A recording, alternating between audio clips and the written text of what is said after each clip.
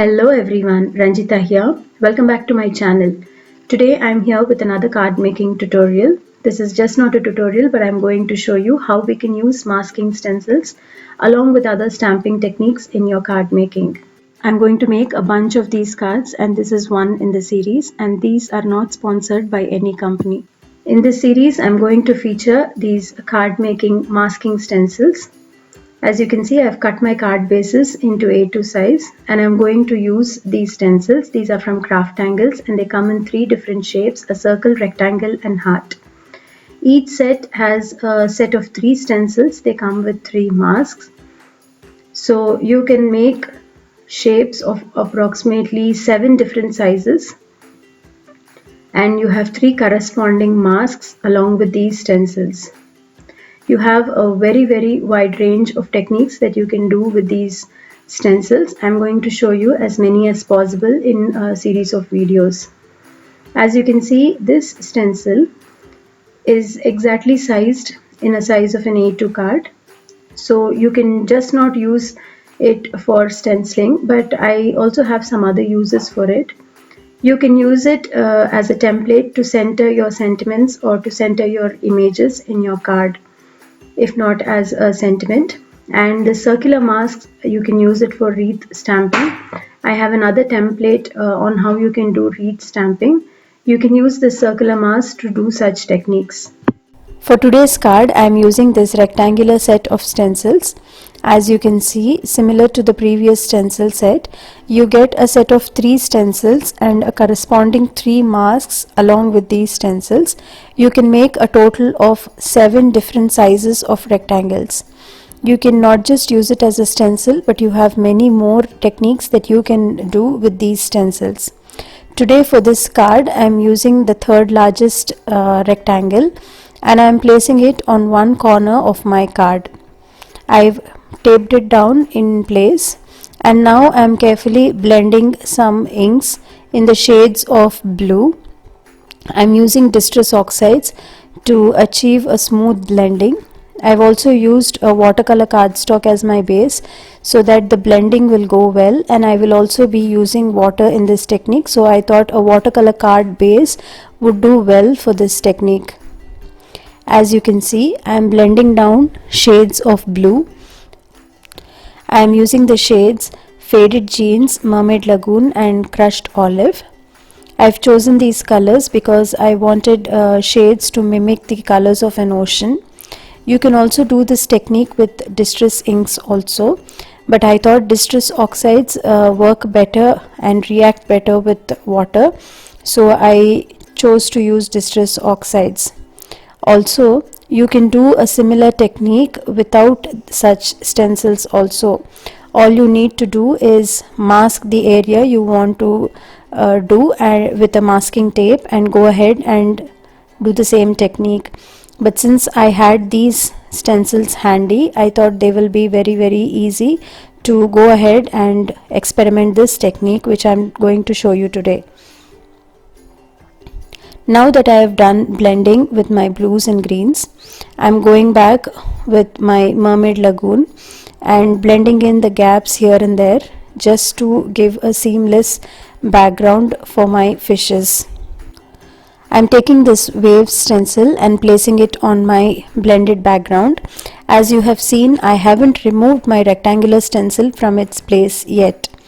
Now I'm taking a baby wipe, a wet baby wipe, and then I'm carefully making sure I place the stencil where I want, and I'm just rubbing it with my baby wipe.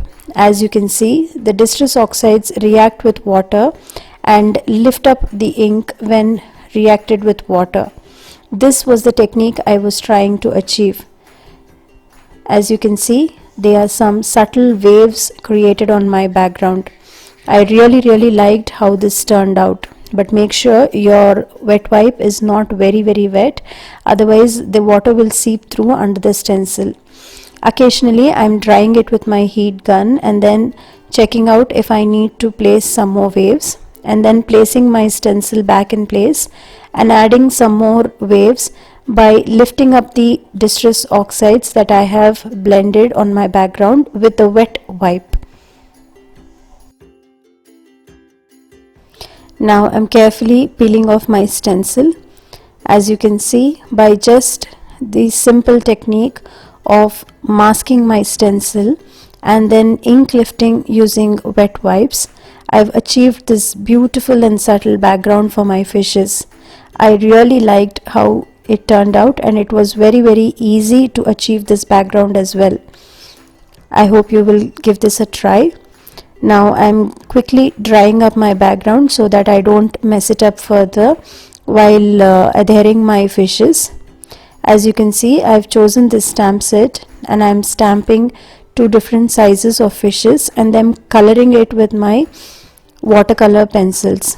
I've stamped them with archival ink because I was working with water and I didn't want my black ink to bleed into my fishes. So I've stamped it with archival ink and colored it with watercolor pencils, and then I'm fuzzy cutting my fishes. I'm making sure the placement is right. I'm just meddling around with the places of my fishes. Once I'm happy with it, I'm going ahead and finishing the card by sticking the fishes and the sentiment. For the sentiment, I've chosen the word best fishes from the same stamp set. I've white heat embossed it onto a black cardstock base and I've cut it into size. I'm also adding some sequins here and there to just add some more interest to my card. This is a very simple technique that you can definitely give it a try. Masking your stencils and then overlaying it with another stencil to achieve a 3D background by the simple technique of ink lifting. This is a very important property of distress oxides that you can play around with and achieve wonders in simple card making.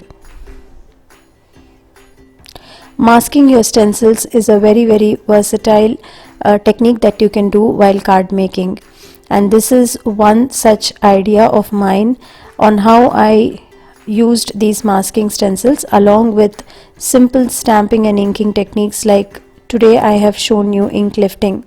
I've been making a series of cards on how to use masking stencils. I hope you will check out the other cards as well. I will link to the other cards in the description below. My little 4-year daughter is almost always next to me while I'm making cards, especially when I have such cute animal images in them. So here she is helping me around with placing the sequins on my card.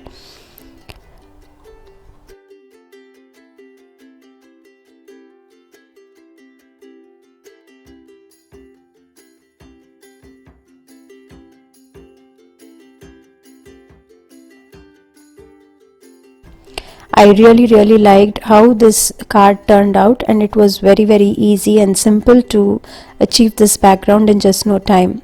I finished the card further by matting it onto black cardstock and then placing it onto a folded white colored card base. This was my take on how I used masking stencils along with ink lifting on a distress oxide blended background. I hope you like this and you will definitely give this a try. You can see the close-ups of the finished card here. I hope you liked this entire tutorial and I was of some inspiration to you. Thank you so much for stopping by. Also, do consider subscribing to my channel if you haven't done it yet, and also tap on the bell icon to get notified every time I post a new video. Also, do follow me on my social media where I share my craft and card making photos and videos with you. The links are given in the description box below. Thank you.